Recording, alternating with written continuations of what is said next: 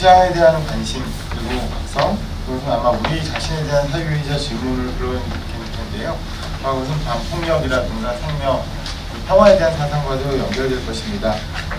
계속해서 관련되는 이야기로서 김혜나 선생님께서 생명, 평화가 위협받는 시기의 시의 역할이라는 주제로 발표해 주시겠습니다.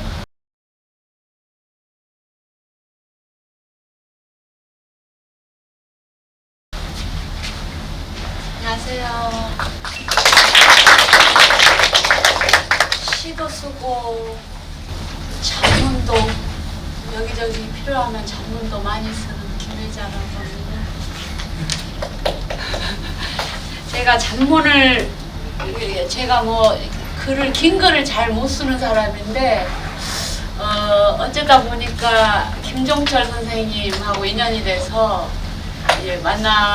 만났는데 폼 잡지 말고 시만 쓰지 말고 제발 어려운 말 쓰지 말고 그냥 자문도 써라.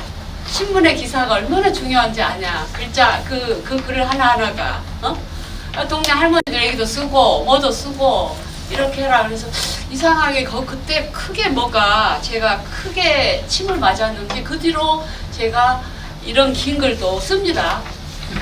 이런 긴 글도 쓰게 됐는데 사실은 이번 제가 건강이 좀 안 좋은 상태라서 이런 심포지움 상태에 맞는 글을 쓸 수가 없었어요. 이제 그런 상태에서 창비에서 지난 25년 동안 나온 책 중에서 참 아깝다. 이거 친구들과 후배들과 함께 읽고 싶은 책이 있으면 좀 써달라 그래서 제가 김종철 선생님의 땅의 옹호, 제일 만만해서 제 머리맡에 늘 두고 읽는 책이라 그 책을 쓰게 됐어요. 그래서 오늘 역할, 생명과 평화가 위협받는 시대에 시의 역할이라기보다는 저는 그냥 시의 의미, 역할은 좀 더 무겁고 좀 규정해야 될 것 같은 그런 저는 의미를 나에게 묻는다. 혹은 동시대에 살고 있는 내 동지들과 후배들과 함께 하고 싶다. 이런 마음으로 오늘 발제를 하겠습니다. 지금 제가 마이크를 안 쓰고 있죠. 저만 안 쓰고 있죠. 마이크요. 제 지금 머리가 이렇습니다. 한 두세 가지를 제가 못하는 상태라서 오늘 발제도 심플하게 제가 후배들에게 너는 너무나 시를 쓸 거리를 많이 가지고 있고 이거 그냥 하면 됩니까? 너는 정말 시를 썼으면 좋겠다.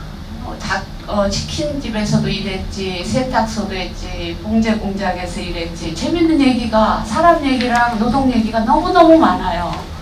근데 시를 너무나 높게 생각하고 우아하고 멋있게 생각해갖고 시를 안 쓰는 겁니다. 그래서 제가 그럴 때, 그런 친구들을 만날 때, 그리고 이제 제 친구들 중에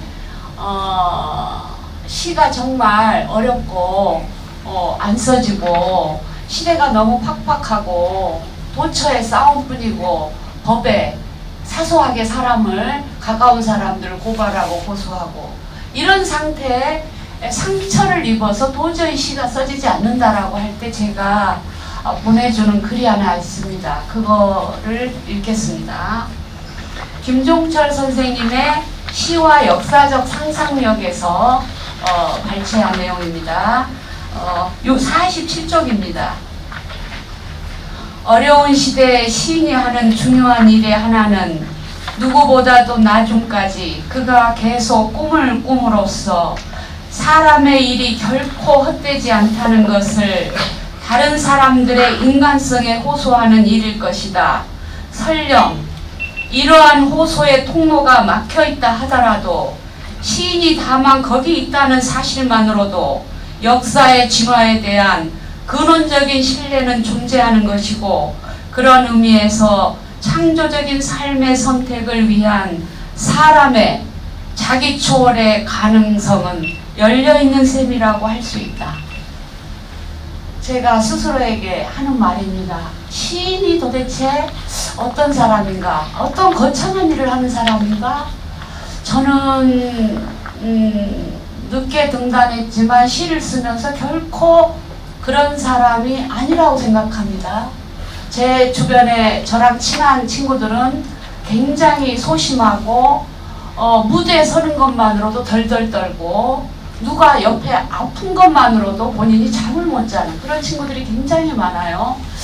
그런 점에서 저는 시인의 역할은 그냥 그 시대가 아플 때, 누가 아플 때 같이 아픈 사람이 아닌가. 그리고 또한 절망 속에서도 꿈을 꾸는 사람 아닌가.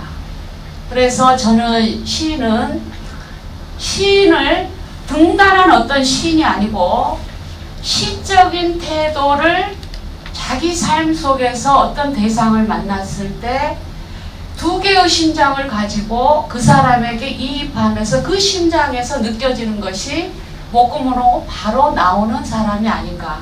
그런 점에서 제가 오늘 발제를 했던 김종철 선생님은 저는 시인이라고 생각했습니다.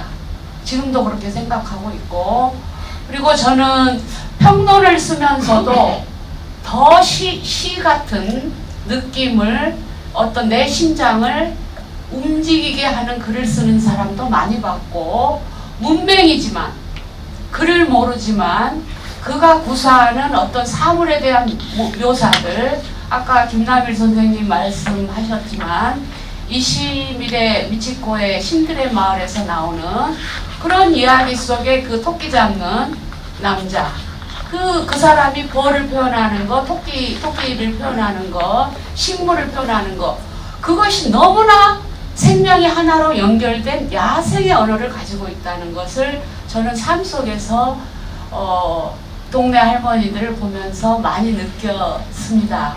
그것이 얼마나 이 시대를 통과하는 어떤, 말하자면 영향력 있는 어떤 것이 될지는 모르겠지만 제 심장 속에서는 굉장히 귀하고 이제 얼마 후면 완벽하게 지구상에서 사라져 버릴지도 모르는 귀한 마음이다. 큰 마음이다.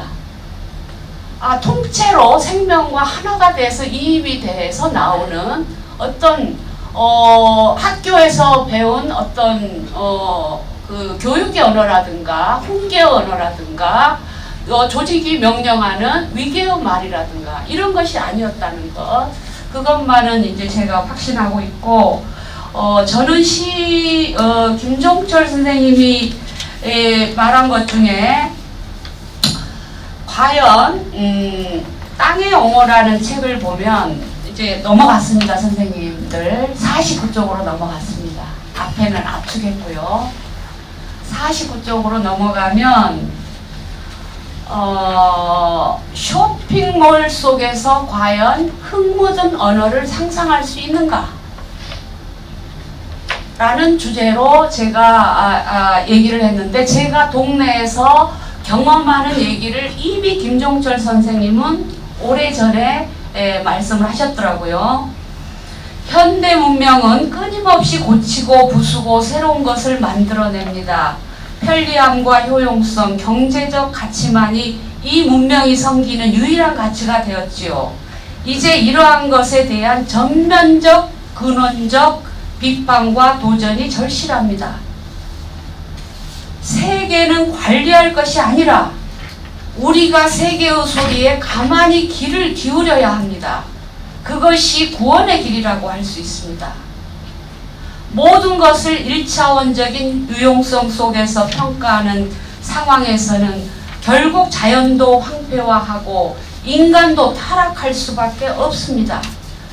이제 쓸모없는 것을 기리고 찬미하는 정신적 공간을 확보할 필요가 있습니다.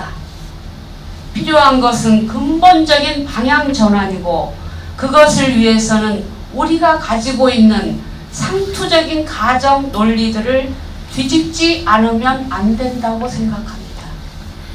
제가 옮겼다는 것은 마치 제가 저는 이렇게 명쾌하고 명징하고 논리적으로 설명할 수는 없지만, 말할 수 없지만, 제 심장이 느끼는 것을 누군가 대신해 줄 때 저는 옮기거든요. 시도 필사를 합니다. 산문도 가끔 그럴 때 필사를 하는데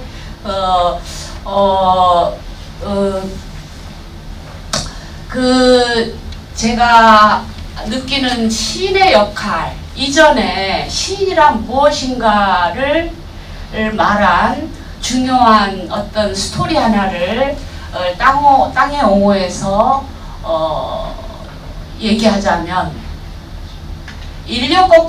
어떤 인력거꾼이 아주 바쁜, 회의하느라고 아주 바쁜 어떤 양복 입은 사람을 태우고 마차를 몰고 갔습니다.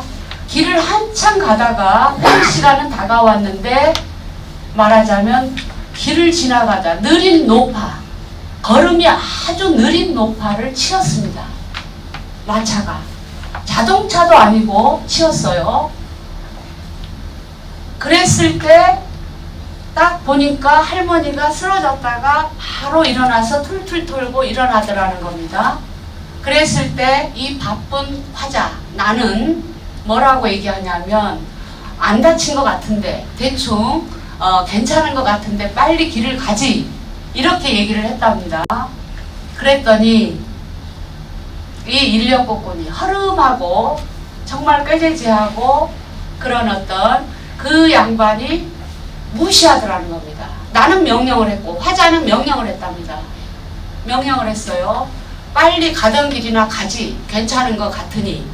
그랬는데 인력거꾼은 내 말을 거부하고 불이 나게 마차에서 내려서 노파에게 뛰어갔답니다. 길을 건너서 뛰어가서 괜찮은지 여기저기를 다 살펴보고 제대로 걸을 수 있는지 확인하고 그 양반을 가장 가까운 파출소까지 데려다 줬다는 겁니다. 그 인력거 위에서 내 명령을 거부하는 인력거꾼을 바라보는 화자가 그때 어떤 생각을 했냐면, 한없이 그 노인을 일으켜 세우고 말하자면 파출소까지 데려가는 그의 등짝이 한없이 넓게 느껴졌다는 겁니다. 그리고 순간 나는 내 얼굴을 확인해 보지 않았지만 몹시 작아지면서 부끄러운 어떤 마음이 들었다. 이 얘기가 이제 김종철 선생님 땅의 옹호에는 수많은 문학가들을 소환하면서 많은 이야기를 하는데, 주로 도대체 시인이란 무엇이냐, 왜 시적인 태도가 필요한 것이냐, 이런 얘기를 하는 와중에 이 일화가 나와요. 이거는 루신의 작품입니다.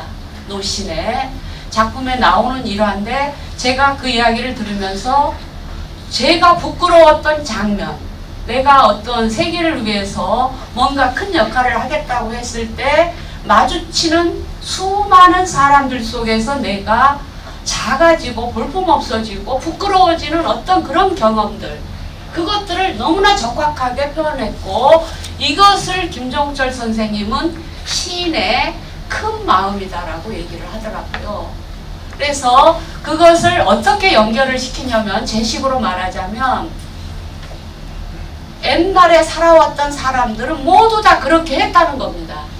전통을 추앙하거나 낭만적으로 말하자면 지켜 올리는 게 아니고, 실제 사람이 누대에 걸쳐서 살아온 세상에서는 누군가 아프면 뛰어가고 누군가 다치면 당연히 그렇게 했다는 겁니다. 이렇게 내가 명령하는, 갈 길을 빨리 가시오라고 명령하는 이 언어는 우리에게 굉장히 이질적이고 다른 언어죠. 아주 오랜 시간 동안 우리는 그렇게 살아왔는데, 우리는 언제부터 그 야생의 삶의 기술과 야생의 언어와 그런 어떤 큰 마음, 그냥 돌보는 마음, 배려하는 마음, 싸우고 나서도 척을 지지 않는 마음, 아까 국밥을 줬다 그랬죠. 그런 어떤 큰 마음을 어떻게 우리는 잊어버렸는가. 그것은 역할을 따지기 이전에 제가 제 자신에게 질문하고 고민하는 문제이기도 합니다. 자, 제가 문득 일어나 버렸네요. 죄송합니다. 자, 51쪽. 그래도 너무 촌스럽게 하면 좀 곤란할 것 같아서 조금 유식하게 쓴 부분을 읽겠습니다. 51쪽의 두 번째 보면 가부장적 체제, 남녀차별, 계급, 자연의 도구화를 필연적인 것으로 하는 지금의 문명으로는 작금의 생태 복합 위기를 해결할 수 없다는 것이 분명하다. 아프고 병든 땅에 목숨을 부지하고 살아가는 생명부치들의 고통을 받아쓰는 언어는 전근대적이고 촌스러운 방언으로 취급될 수도 있을 것이다. 그리고 시대에 역행하는 미치광이 취급을 받거나 고립을 각오해야 할지도 모른다. 그럴수록 명령과 지배와 타성의 언어에 저항해야 하고 더더욱 살아있는 비유와 상징을 말해야 한다. 급진적이고 비판적인 상상력을 이어가자면 농촌이 붕괴되고 농업이 사라지면 쇼핑몰 같은 세계가 될 게 뻔하다. 우리의 김종철 선생님은 만약에 우리가 쇼핑몰 같은 세상에서 평생을 산다면 필요한 것은 현금뿐일 것이다. 나머지는 다른 것을 사회적 상호관계나 우정이나 환대나 친구나 이런 것은 심히 거추장스러운 것이 될 것이다. 그런 세상에서는 어렸을 때 어머니의 품속에서 그리고 가족과 동네 사람들을 통해서 익힌 풍부한 뉘앙스와 깊은 울림을 가진 우리들 대부분에게 유일한 시적 언어, 즉 모어가 반드시 필요하지 않을 것이다. 자, 이런 세상 앞에 저는 놓여 있다고 생각을 하면서 이 시대에 민주주의라고 하는 것이 우리의 언어하고도 엄청난 관련이 있다는 것을 저는 최근에 깨닫습니다. 제가 이렇게 어떤 법으로 둘러싼 어떤 복합적이고 다층적인 어떤 파시즘이라고 생각되어지는 이런 상황에 놓이면서 동네 풍경이 바뀌어지는 걸 봅니다. 사람들이 무조건 법에 의지하고 이야기로 얼마든지 할 수 있는데 불구하고 그 언어가 말하자면 어떤 전혀 다른 상품의 언어, 이익의 언어, 이권의 언어, 사람을 가두는 언어로 바뀌는 것을 느끼면서 과연 김종철 선생님이 말씀하신 이런 야생적 언어가 얼마만큼 지탱될 수 있을까? 그것이 엄청나게 저에게 제가 말을 하자면 실제 그런 일을 몇 번 주변의 사람들이 억울한 일을 당하고 힘센 말, 남자들의 강한 말, 논리적인 말, 법의 말 이런 것들에 억울하게 농민들이 당할 때 제가 사실은 시를 쓸 것 같은데 못 씁니다. 그게 또 고민이기도 합니다. 그 환부에 가장 가까이 있을 때는 어쩌면 그래서 실제로 글과 말이라고 하는 것이 엄청나게 어쩔 때는 말이 더 화급한 때가 있고 글이라고 하는 것은 특히 시라고 하는 것 우리 동네 사람들이 어떤 그 할머니들이 시를 이해하겠습니까? 그런 어떤 고민의 와중에서 제가 최종적으로 다다른 것은 그래도 끊임없이 나는 귀를 기울이는 것이다. 이제 세계를 사람을 내 이웃의 말을 판정하려고 하지 말고 이것이 어떻게 된 것인가 이 자연은 이 나무는 어떻게 해서 백구루가 사라졌는가를 있는 그대로 듣고 보고 경청하는 것 그것이 가능할 때 비로소 어떤 시적인 마음, 가난한 마음 아무것도 말하자면 주장하지 않는 마음 그리고 나서 결국은 글 쓸 때는 다시 주장하게 되죠. 그게 이제 저의 현실인데 그래서 저는 두 개의 심장을 같이 가지고 사는 것이 이 시대에 생명과 평화가 위협받는 시기에 시인의 역할이라고 봅니다. 두 개의 심장이라는 것 절망하지 말고 아무리 상황이 그렇더라도 네가 사는 동네와 이 시대와 이 나라와 세계가 절멸을 향해서 가고 있다고 할지라도 꿈을 접지 마라. 절망하지 마라. 그 꿈을 꾸지 말고, 그러나 이 현실을 명징하게 직시하면서 이것이 이 두 개, 미래형의 희망과 과거 우리 수천 년에 걸쳐 살아왔던 우리 모든 생명체의 어떤 유전자가 이 가슴 속에 있는데, 뒤를 돌아보는 마음으로 그 생명의 소리를 귀 기울이고, 그리고 절망하지 않은 채 하나는 희망을 가진 심장을 동시에 가동시키고 사는 것이 저의 해답이자, 해답이라고 하긴 그런데 어쩔 수 없는 저의 어떤 응답입니다. 이상으로 마쳐도 되겠습니까?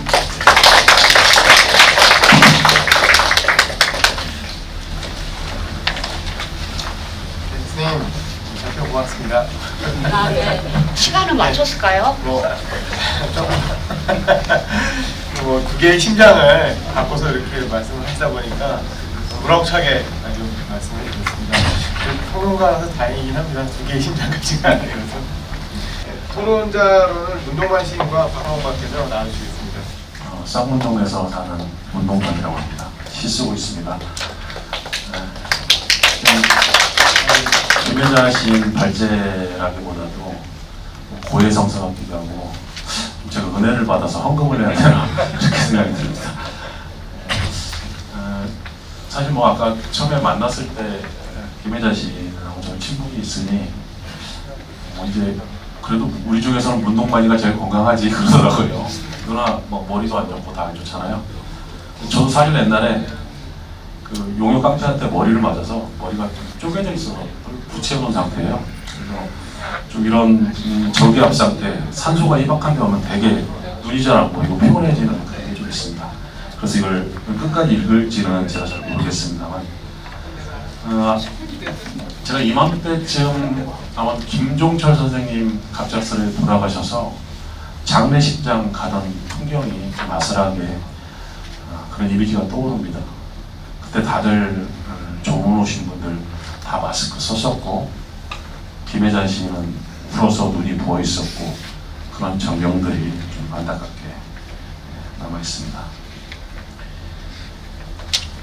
김혜자 시인의 발제문은 크게 김종철 선생님의 저서, 땅의 옹호, 시와 역사적 상상력과 연몽 선생님의 저서, 지옥에 이르지 않기 위하여, 그리고 신동엽 시인의 이야기하는 쟁기꾼의 대지 등을 한 개로 엮어서 가중되는 지구적 생태 위기와 우리 사회의 사회 정치적 난제들, 그로 인해 부과되는 우리네 삶의 근본적 위기를 뼈아프게 헤아리고 있습니다. 제가 늘 느끼는 바지만 어떤 사물과 대상들을 구체적으로 감각하고 또 그걸 진정 어리게 대하는 어떤 시인의 태도를 제가 알기에 그런 말 하나하나가 헛말들이 아닌 좀 가슴에 이렇게 와 닿는 말들이었습니다. 저도 부득이하게 공부를 해야 돼서 책을 읽지 않을 수가 없었고, 선생님 저서 중에 안 읽은 것도 있고 읽은 것도 있는데, 땅의 영혼은 읽지 않아서 읽다가 열심히 공부하다가 이쪽 실핏줄이 터졌습니다. 그래서 그 공부가 주는 이 얼마간의 불편도 있었지만 저는 참 좋았어요. 그래서 이 세계의 세부를 구체적으로 보는 것은 고통스럽지만 그걸 내가 모르고 사는 것보다는 구체적으로 알고 사는 게 훨씬 인간다운 삶이다, 이렇게 생각이 들었고요. 아무튼 읽기 노동이긴 했으나 아무튼 좋았던 독서였습니다. 현실 속에서 고통받는 사람들 편에 서기 위하여 끊임없이 시를 쓰고 노래를 불렀다. 이념을 위해서가 아니라 지옥으로 가는 열차를 막기 위해서다. 이게 인용한 볼포 비어만의 말씀인데요.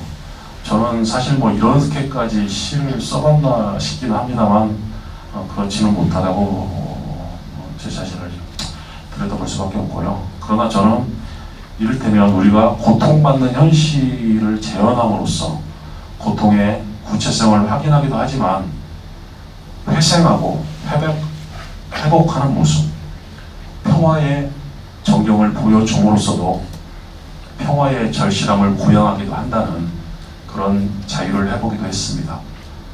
그런 의미에서 시골 동네 사람들과 더불어 부대끼며 살아가는 김혜자 시인이 쓴 이웃들이라는, 혹시 안 읽어봤으면 한번 검색해서 읽어보시면 참 따뜻하고 좋으실 겁니다.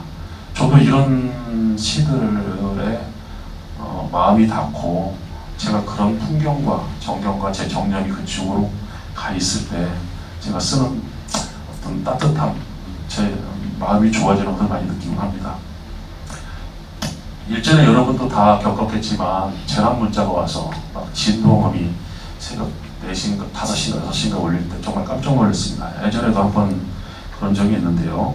이 국가의 어떤 이 과도한 친절함 때문에 우리가 그 잠을 설친 사람들의 총량을 다 살피자면 얼마나 될지 저는 참 그게 화가 났어요. 그래서 이 말씀 중에 세계는 관리할 것이 아니라 우리가 세계의 소리에 가만히 귀 기울여야 할 텐데, 이 문맥을 들어야 될 사람들이 오히려 이 시민 대중들을 관리의 대상, 혹은 어떤 것들이 어떤 정치적 맥락이 있을지도 모르겠다는 이런 의심까지 하게 하는 그런 것이었다고 저는 느꼈습니다. 환경 생태 문제에 관련해서 김종철 선생님은 초지일관 정권의 문제가 아니라 이 우리 사회에 더 나은 정권이 들어서기도 했지만, 그리고 또 이렇게 또 수구적인 정권이 현재 뭐 거의 독재 정권에 준하는 그런 정권이 들어섰지만, 환경 문제에 있어서는 뭐 대단히 다른 차별성을 제 자신도 잘 느끼지는 못하겠어요. 전 정권에서도 4대강 보완화를 제대로 다시 환원하지를 못했고요.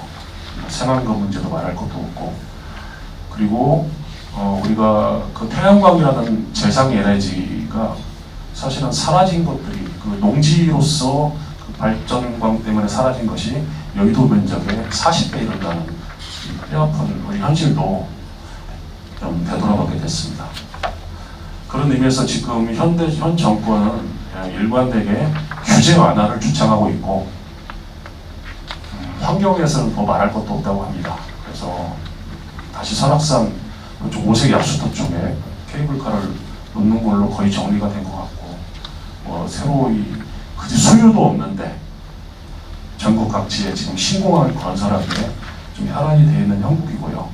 이런 어떤 정치 권력의 일정한 변화에 따라서 우리 생존 위기, 환경의 위기도 더욱 가중되고 있는 게 오늘이 아닌가 싶습니다.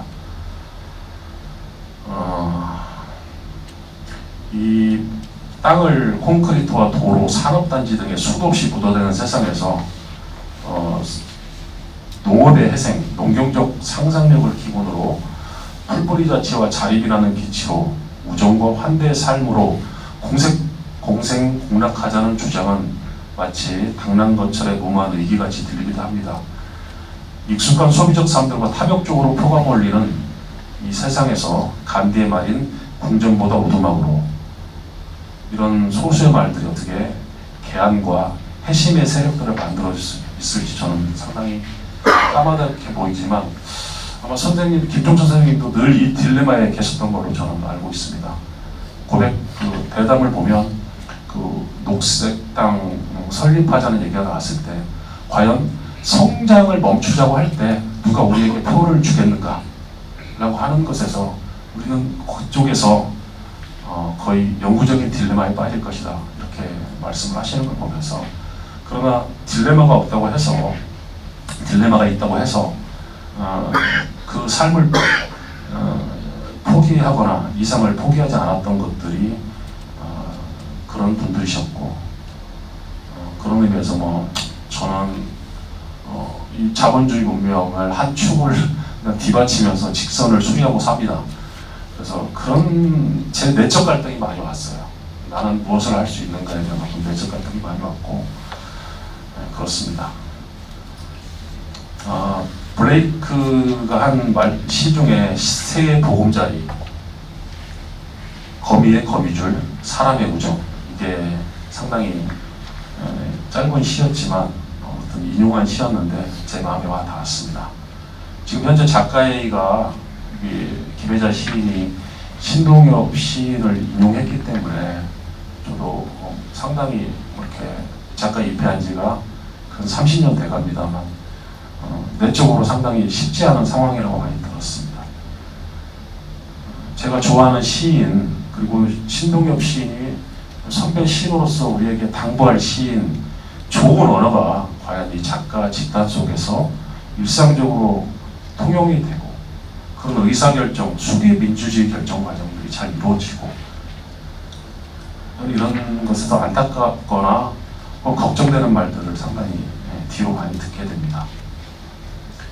원인 시의 언어를 기억하는 사람이자 마음을 크게 가져야 될 사람들이 시인이 될 텐데 과연 우리가 어떻게 말하고 살아가고 있는지 땅에 누워있는 씨앗의 마음인 원수성을 잃어버린 세계에서 우정에 기초한 공동체의 가능성은 과연 가능한 것인지 그래서 자문하는 그리고 질문하는 그런 우리 작가이가 됐으면 좋겠다. 그래서 소화를 내려놓고 큰 바탕의 미래를 그려내는 것이 우리가 시인으로 시인의 마음으로 사는 길이 아닌가 이렇게 생각이 듭니다.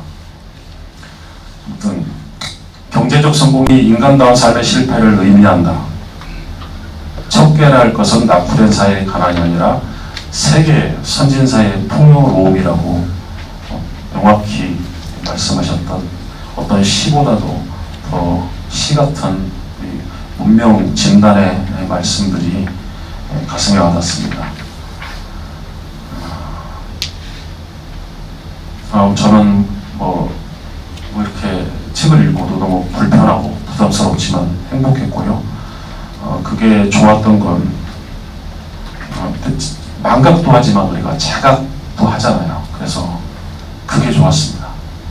망각만 하고 사는데 자각하게 해줘서 그런 사람들의 존재가 얼마나 귀한 아까 누가 말씀하셨던 선발대가 아닐까 이렇게 생각이 들고요. 그러면서 제가 마지막에 얻은 제가 이렇게 정리한 저의 말이긴 하지만 자신의 시가 자신의 삶에 질문하고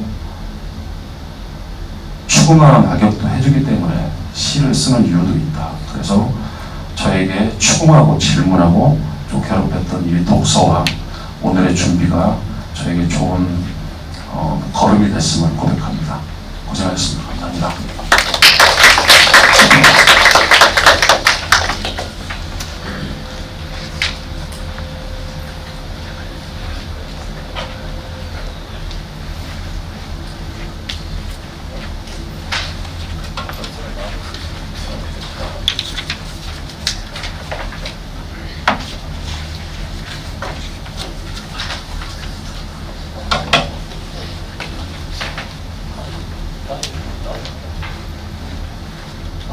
안녕하십니까.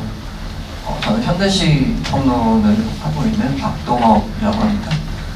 이렇게 귀한 자리에 일단 초대해 주셔서 너무 감사드립니다.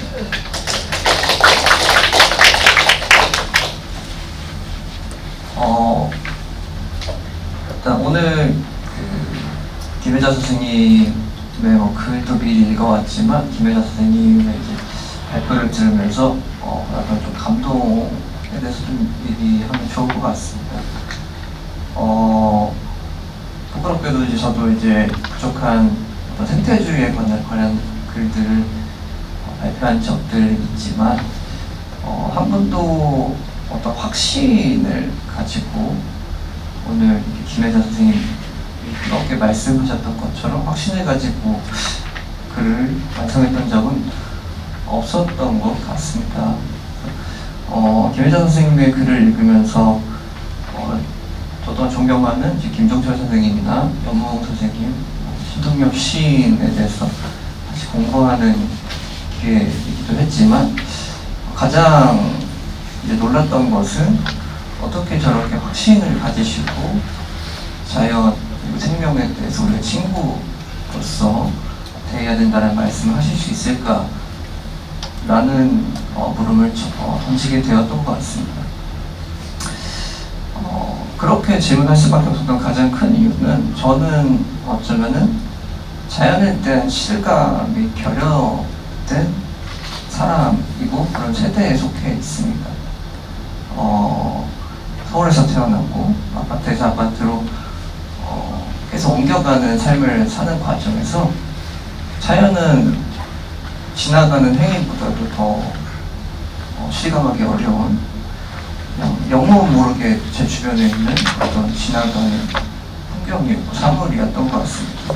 그래서 생태주의에 대한 글들을 쓰면서도 저는 그 글을 써야 한다는 의식이 여러 책을 보고 자료들을 취합해서 논리적으로 도출해낸 결론이었던 것이지 가슴 속에서 뜨거운 오늘 시인께서 말씀하신 어떤 심장을 가지고 그런 글들을 완성해 본 적은 한 번도 없었던 것 같습니다. 그래서 오늘 제가 4가지 질문 정도를 준비했지만 처음 2개의 질문은 이제 김정철 선생님의 생각을 어떻게 사상을 어떻게 이해해야 될까 라는 취지에서 드렸던 질문이고 뒤의 질문이 사실은 이제 김혜자 시인께 드리는 질문이기 때문에 58페이지에 이제 3번, 4번 2가지 질문을 드리는 것으로 토론을 하고자 합니다. 세 번째로 제가 드리고자 했었던 질문은 김정철 선생님의 사상을 저는 이제 어떤 생태의식의 다원성을 강조하시는 어떤 의식으로 읽었습니다.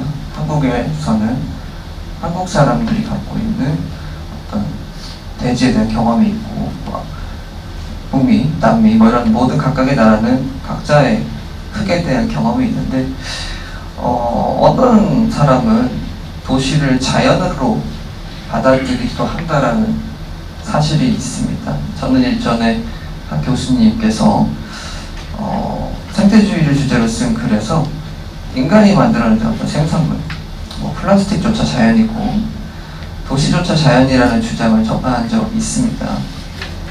도리어 이 선생님께서는 인간이 자연과 별개로 문명을 만들고 있다는 이 전제 혹은 이 오만한 환상이 비판받아야 될 것이다 라고 설명하신 이후에 다른 생명처럼 인간 또한 끊임없이 살아남기 위해 발버둥 치는 것만이 최선의 원칙이다 라는 결론에 도달을 합니다.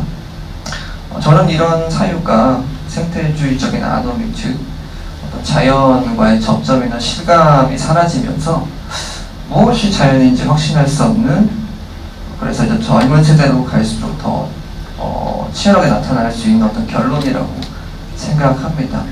그래서 저는 이제 이런 질문으로 좀 되돌아가고 싶었습니다. 어디서부터 자연인가? 그리고 김혜자 선생님께서는 과연 어떤 경험에서 혹은 어떤 과정에서 본인께서 체험한 자연을 자연이라고 확신하실 수 있으셨는가? 그리고 그 이외의 것들을 덜 중요한 자연 혹은 덜 중요한 것, 문명이라고 확신하실 수 있었는가에 대해서 여쭈고 싶었습니다. 마지막으로 드리고 싶은 질문은 생태적 실천이나 윤리에 관한 것인데요. 김혜자 선생님께서는 미끼를 자초한 지구의 암덩이가 인간이라면 인류의 병 또한 물리칠 것이 아니라 친구로 대하자라는 신념을 표현하셨습니다. 사실 이문재 시인께서도 최근에 시집에서 비슷한 말씀을 하신 적이 있으세요. 지구의 말이라는 작품에서 어떤 성스러운 사람, 성인은 바이러스의 말도 들어야 되고 기계의 말도 들어야 된다. 그런 성인이 어떻게 될 수 있을까? 이런 질문을 던지셨는데 김혜자 시인께서도 비슷한 질문을 하셨던 것처럼 저는 느꼈습니다. 그래서 코로나 백신이나 그 소리에 목숨을 잃는 수많은 사람들 애도하는 과정들에 대해서 선생님께서 아직 말씀하실 수 있었던 어떤 내용들이 더 있으셨을 것 같아서 어떤 실천이 가능할까? 팬데믹 상황 속에서 어떤 실천들이 더 생태적으로 가치 있는 것일까? 이런 질문들을 좀 드리고 싶었습니다. 이렇게 질문 드리겠습니다.